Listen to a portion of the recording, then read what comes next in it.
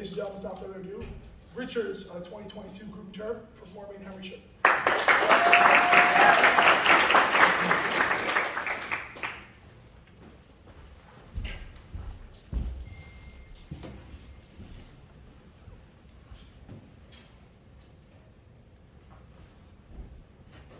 Henry Sugar was 41 years old and unmarried. He was also wealthy.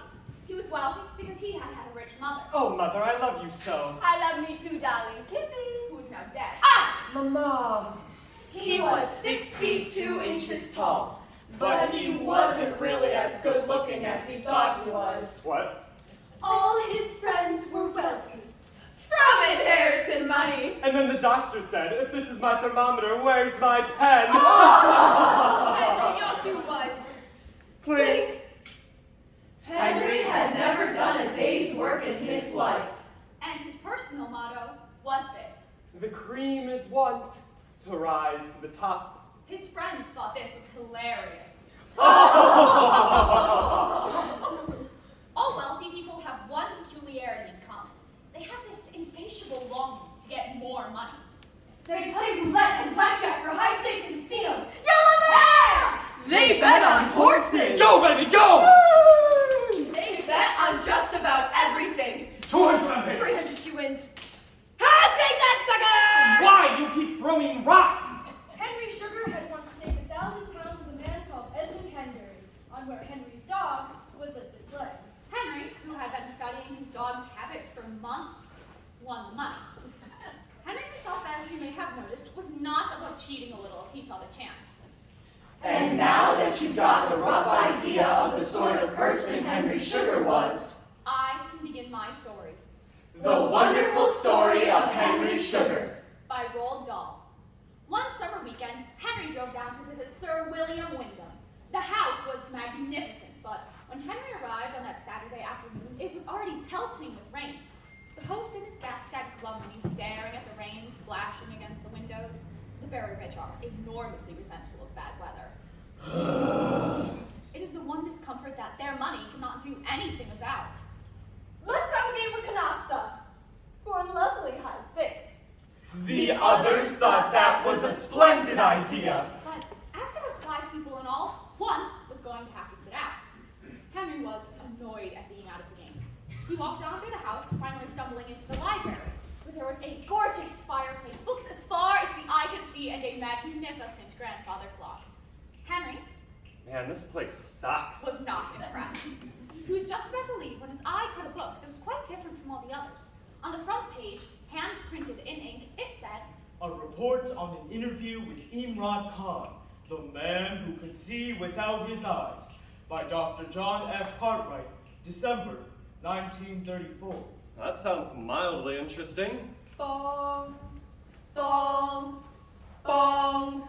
I, John Cartwright, am a surgeon at Bombay General Hospital. Paging for Dr. Jacobson. Does anyone know where room 204 is? Where can I get this prescription filled? Don't you die on me, Rodriguez! On the morning of the 2nd of December, 1934, I was in the doctor's restroom, having a cup of tea with 4 other doctors.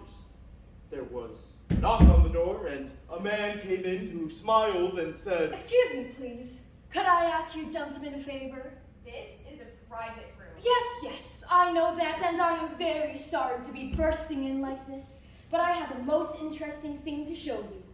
I'm a man who can see without using his eyes. Impossible. He can cover my eyes in any way you wish. I felt my curiosity beginning to stir. Come here.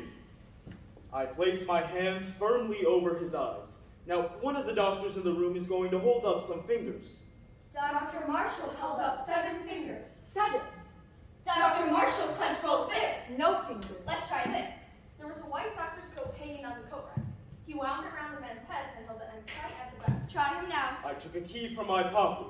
What is this? A key. Witchery. A scientific anomaly. I put the key back and held up an empty hand. Your hand is empty.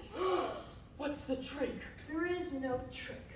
It is a genuine thing that I've learned after years of training. Why did you come here? I'm at present earning my living by working in a traveling theater, and we have just arrived here. Tonight, we give our opening performance In the Royal Palace Hall. on Acacia Street. I am Imrat Khan, the man who sees without his eyes.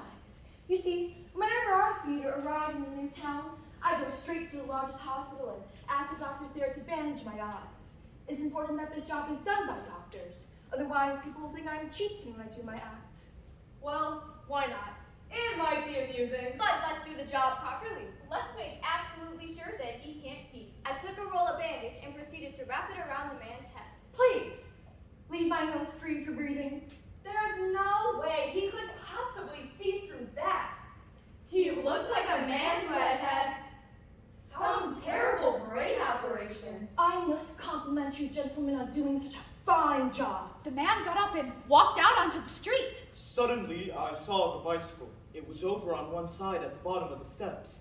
The bicycle itself was quite ordinary, but on the back of it was a huge placard. Imrat Khan, the man who sees without his eyes. Appearing tonight at the Royal Palace Hall. Acacia Street at 7 p.m. Don't miss it. You will see miracles performed. That had to be a big sign. The man mounted his bicycle. Then, lo and behold, this fellow with the bandaged eyes proceeded to ride across the courtyard and straight out into the bustling, honking traffic of the street beyond. Hey! My baby! Nonsense! You jerk! Your baby! Then, he turned the corner and was gone. I can't bring myself to believe it. I think we have witnessed a miracle. For the rest of the day, I was busy in the hospital with that baby. But at 7:15, I was outside the Royal Palace Hall. Tickets! Come get your tickets! I heard it's going to be a fly guy. There would be Conjurers and acrobats and fire eaters and snake charmers. But above all this, Imrat Khan, the miracle man who sees without his eyes. I bought a ticket and went in. To my surprise, I thoroughly enjoyed it. At the great fanfare of trumpets, our friend Imrat Khan came on to do his act. Members of the audience were called onto the stage to blindfold him with sheets and scarves, and in the end, there was so much material wrapped around his head, he could hardly keep his balance. He was then given a revolver. A small boy came out and stood at the left of the stage. He placed a tin can on the top of his head and stood quite still. The audience became deathly silent as Imrat Khan took aim. He fired. The tin can flew off the boy's head and clattered to the floor. Everyone clapped and cheered. I was flabbergasted. By the end of the show, I made my way backstage. It was better than the sound of music. It was better than My Fair Lady. It was better than West Side Story. It was better than Cats. I found Mr. Imrat Khan in a small but clean dressing room, sitting quietly on a wooden stool. Ah, it is my friend, the doctor from the hospital. I saw the show. I thought you were wonderful. I'm not a writer, but if you can tell me your story from the beginning of how you were able to develop this magical power of being able to see without your eyes, I will write it down as faithfully as I can.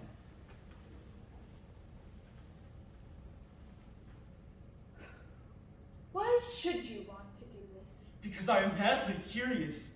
That is the only reason. Very well, my friend. I will do it. Splendid. Let's go back to my flat and then we can talk without anybody disturbing us. I got out paper and pencils so that I could make notes. I think I got just about everything Imrat Khan had said to me that evening. And I give it to you exactly as he spoke it. I am Imrat Khan, and I long above all things to find out about real magic. To do this, I must find a yogi who is willing to let me become his disciple. This is not going to be easy. There are very few of them in the whole of India. Also, They are fanatically religious people. Therefore, I too will have to pretend to be a very religious man. I am what you call a bit of a cheat. I wanted to acquire yogi powers purely for selfish reasons, to get fame and fortune. In fact, the true yogi believes that any yogi who misuses his powers will die an early and sudden death. My search for a yogi instructor begins. It is at this moment Then I hear news of a man called Banerjee. It is said he possesses extraordinary power of levitation. I travel a great distance to where he is rumored to live. I search. And when I find him, he is meditating. Suddenly, I can see his face is changing. There is a sort of brightness coming over all his face. And then, as I look at him, I see his body lifting slowly, slowly, slowly off the ground. 12 inches above the ground he is sitting. But are you sure there is no illusion? Are you sure there is no deception?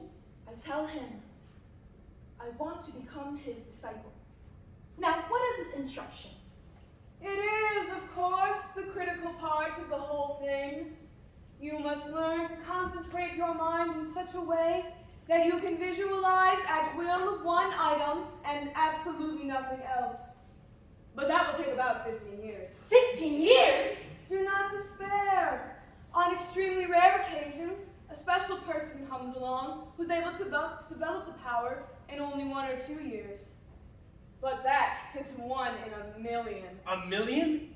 I decided to concentrate all my energy on this one thing, which is to see without the eyes. I begin by staring at a flame. A candle flame, you know, has 3 separate parts.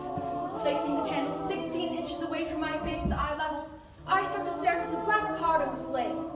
Suddenly, my mind goes blank, and everything around me disappears. Soon I am working with a pack of cards. I take a card from the top of the pack and hold it before me, trying to see through it. Every evening for the next 4 years, I proceed with this kind of practice. By the time I am 28 years old, I can read a whole book without opening it. And that's my story. Would you be kind enough to take me home now? I am feeling very tired, my friend. I drove him home at 8 o'clock the next morning. I had finished the most important part, the pages you have just read. At 6:45, I drove my car down to Acacia Road. There was no crowd outside the hall and the doors were closed. I now saw the words. Tonight's performance canceled. What happened? Someone has died. The man who sees without his eyes. I felt an overwhelming sense of grief and anger. Imran Khan was the maker of miracles. He had communicated with mysterious and dangerous forces.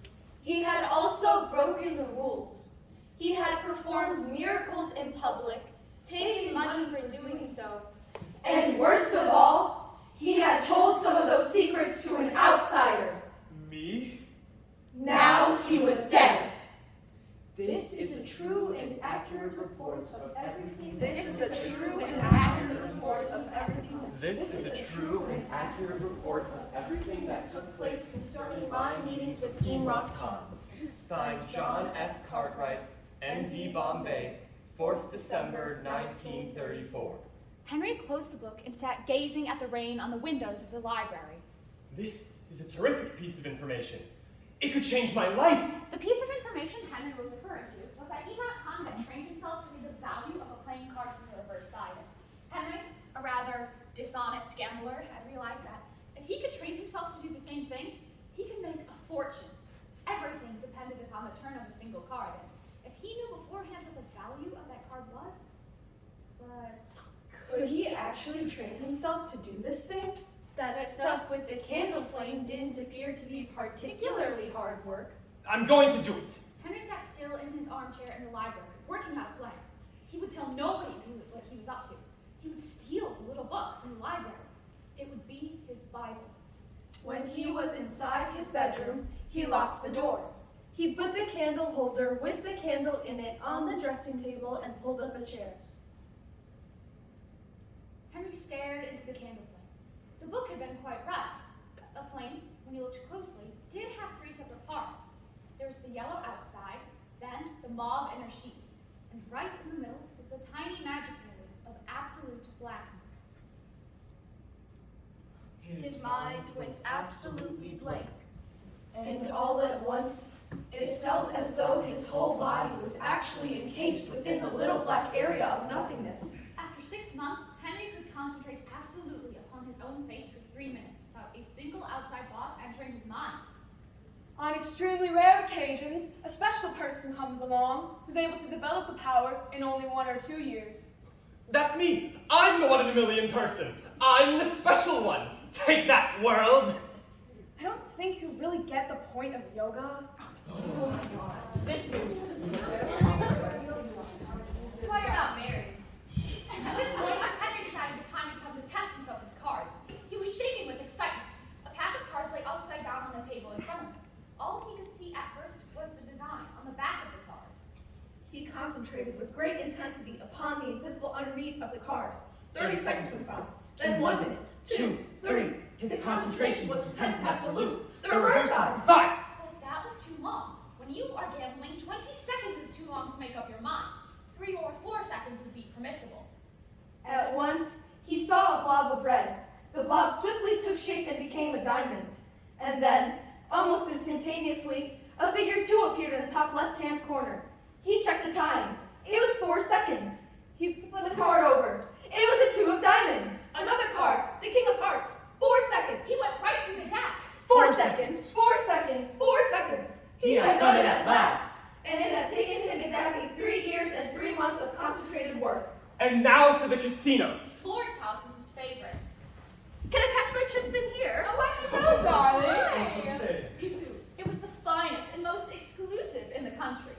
Only the very wealthy belonged to Lord's house, Why, hello, Mr. Sugar. said the man behind the desk whose job it was to never forget a face. We haven't seen you for years. I've been busy. There was a big crowd tonight.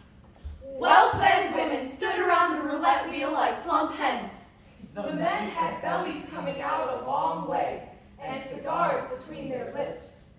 Their eyes glittered with greed. Tonight they seemed... Vulgar. Could it be, he wondered, that the yogi powers he had acquired over the last 3 years had altered him? Just a little bit? He must be very careful not to draw attention to himself. He passed into the room where they were playing blackjack. He perched himself on the high stool and spoke to the dealer. All in 25s, please. Changing 10,000. The dealer took the chips and slid them over to Henry. Henry rearranged his chips in 4 neat stacks. He pushed up the maximum stake allowed for blackjack. He was up to 10, and for seconds he got a 9. 19 altogether. Everyone sticks on 19. Hit me. What are you, an idiot? The dealer shrugged and flipped over the 2 of clubs. Thank you. That will do nicely. 21! In an hour, Henry had made 30,000 pounds. That could have just as easily been 1 million. Would you like a check for this, Mr. Sugar? I'll take it in cash and keep half for yourself. Why, thank you. That's an awful generous tip, Sugar. Oh, well, you know, it doesn't seem fair that I can make in 1 night of gambling what this man probably makes in a month of work. Well, you said it yourself. The cream is wont to rise to the top. Henry couldn't help but feel himself to be... Vulgar. It was nearly midnight. The evening was cool and pleasant. The great city was still wide awake. He could make 1 million in a month. Walking through the streets of London in the cool of the evening, Henry began to think about the next move. Now, had this been a made-up story instead of a true one, it would have been necessary to invent some kind of a surprise and exciting end to it. It would not have been difficult to do that, something dramatic and unusual. So before telling you what really did happen to Henry in real life, let us pause here for a moment to see what a competent fiction writer would have done to wrap this story up. His notes would read something like this. Henry must die. Like Imran Khan before him, he had used his powers for personal gain. It will be best if he dies in some unusual way that will surprise the reader. For example, he can start counting his money. Suddenly, feel a pain in his chest. He becomes frightened. He passes the mirror. He stops. He sees his reflection, and from a force of habit, he begins to concentrate. All at once, he is seeing through his own skin.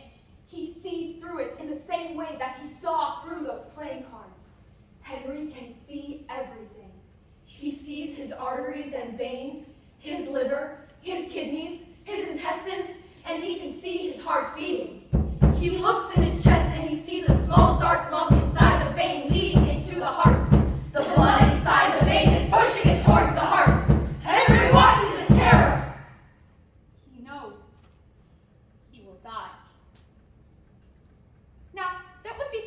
editing for a work of fiction, but this story is not fiction. It is true. And because it is true, it must have the true ending. Now, the true one may not be quite so dramatic, but it is nonetheless interesting. Here is what actually happened. Henry couldn't understand why he felt such little excitement about his tremendous success. It was slowly beginning to dawn upon him that nothing is any fun if you can get as much of it as you want, especially money. The yogi powers had completely changed his outlook on life. The next morning, he woke up late. He walked down to the balcony of his flat and looked down at the streets below. There were quite a few people strolling about on the pavements. He peeled 5 or 6 20-pound notes from his wallet and dropped them down towards the street below. A breeze took hold of them and blew them sideways in the direction of Park Lane. He stood, watching. It fluttered and twisted in the air and eventually came to rest on the opposite side of the street. Suddenly, there was a rustle of excitement along both sides of the street as everyone started moving at once. What about one for me? And me! Me too! Henry then released more than 6,000 pounds towards the screaming crowd below. The scramble that followed was really something to see. Give me that money! Oh no, you better don't! A large policeman stood outside Henry's door with his hands on his hips. You! He bellowed angrily. What the devil do you think you're doing? If you have money to burn, you don't throw it out the window. Why don't you give it to an orphanage or something? Henry didn't move. The man's words, and more especially the genuine fury with which they had been spoken, smacked our hero right between the eyes. An orphanage? But why only one orphanage? Why not lots of them? Suddenly, this great and marvelous idea began to come to Henry. He started ticking off the points that would make this marvelous idea possible. 1, I will get a very large sum of money each day of my life. 2, I must not go to the same casino more than once every 12 months. 3, I must not win too much money from any one casino or somebody will get suspicious. 4, 20,000 pounds a night for 365 days comes to 7,200,000 pounds. 5, I shall have to keep moving. No more than 2 or 3 nights in one city. London, Monte Carlo, Cannes, Deauville, Las Vegas, Mexico City, Buenos Aires, Joliet! 6, I will set up an absolutely first-class orphanage in every country I visit and become a Robin Hood. It would be rather tremendous. 7, I will need somebody to help me. A man who will sit at home and take care of all that money and buy the house and organize the whole thing. A money man. Someone I can trust. What about John Winston? John Winston was Henry's accountant. John Winston had known Henry only as the wealthy, idle playboy who had never done a day's work in his life. You must be completely mad. No one has ever devised a system for beating the casinos. From his pocket, Henry presented a brand new, unopened pack of cards. Go ahead, put the deck on the pack, face down. Henry concentrated on the top card for 4 seconds. That's the 9 of hearts. And the next one is the 3 of hearts. Tell me how you do it. His usually calm and mathematical man was now leaning over his desk, staring at Henry with eyes as big and bright as 2 stars. You do realize that you are doing something that is completely impossible. It's not impossible. I'm the one man in the world who can do it. Will you join me, John? Will you be my money man? There'll be millions coming in every year. John Winston, a cautious and prudent accountant. Then I can't operate in this country. I shall go to Switzerland. Well, here's some petty cash to tide you over until you're settled in, but do hurry up. Within a week, John Winston was in Switzerland, Yodelay-hee-hoo. and Henry went to work in the casinos. 1 year later, Henry had sent a little over 8 million pounds to John Winston in Lausanne. Nobody except John Winston and Henry knew where the money came from or what was going to happen to it. It came from Bangkok! Las Vegas! Curacao! Grand Canyon! It's Cayman. idiot. Grand Cayman! Anywhere and everywhere, so long as there was a major casino. Nearly 50 million pounds had arrived in Lausanne and had been safely banked away. Already, John Winston had established 3 orphanages, with 5 more on the way. In Los Angeles, Henry sought out the best makeup artist in the business. This was Max Engelman. Henry told Max everything about his story and even showed him how he read the cards. Great googly moogly, man! You can make a fortune! I've made 10 fortunes and I plan on building orphanages with it all. From then on, Max traveled everywhere with Henry and carried with him in a trunk such an assortment of wigs, false beards, and makeup materials. He could turn Henry into a myriad of characters. Going to the casino? Ah, Yeehaw! Fall out! My game. I am a gambling robot. Where do I cash my chips? I just got a jackpot! I can finally pay off all my debts! The casino managers never once saw him again as Mr. Henry Sugar. I've got a fresh one for you today. Just wait till you see it. I'll look like Queen Elizabeth. Perfect! And so it went on. Over the years, Max and Henry became as close as brothers. They were crusading the casinos of the world. And sending the money back to John Winston in Switzerland. Where the company known as Orphanages S.A. grew richer and richer. Sometime after their glorious start, the three men sat quietly in John's office in Lausanne. And that would put us at about 19 orphanages altogether. I'd say we've done a rather good job. I'll say, 20 years running around the world, this old man is tired. Hear, hear. What do you say, old friend? Shall we close up shop? No, I can't. Don't be too hard on yourself, Henry. You've done great things. You both don't understand. You've both led good lives from the beginning. I wasted too much of my youth laying around, being useless, fulfilling my own silly whims. I understand if you both can't keep going, but I found my purpose all those years ago, and I finally feel, you know, sometimes while out on the job, I'd look at the kind of people I used to be. Careless, callous, heartless. And to think, if only they could see there's more to life than money. If they could just open their eyes and see that there's so many people they can help so easily. What a world we live in where someone could be drowning right next to them and those with life preservers would just turn and look the other way. The cream is want. To rise to the top. I can't abandon my life's work, even in my golden years. All right, Henry. We hear you. We'll go on with you. We can't break up the team now. My dearest friends, I don't know what I did to deserve you. Henry died last year at the age of 63. His work completed. His personal reference book listed 371 major casinos in 21 different countries. According to John Winston's accounts, He had made altogether over 144 billion pounds, and he never lost once. He had 21 well-established, well-run orphanages scattered about the world, one in each country he visited. all of which were administered and financed from Lausanne by John and his staff. You could say that Henry Sugar lived a good life. I'd say that he lived a wonderful life. This is a true and accurate report of everything that This took is a place true concerning and my accurate meetings with report of Henry everything. Sugar. This is a true and accurate report of everything that took place concerning my meetings with Henry Sugar. And that was his story.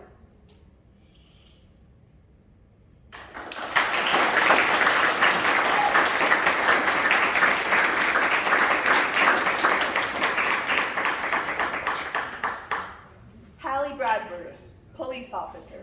Miranda Smith, balcony. Maggie Macias, peeing dog. Abby Martinek, Henry Sugar's dead mom. Christian Diaz, Dr. John F. Cartwright. Emily Cook, yogi. Marel Doon, Imrat Khan, Kate Fraider, John Winston. Leila Guerrero, Max Engelman. Luke Ziolkowski, Henry Sugar. Annie Sheahan, narrator.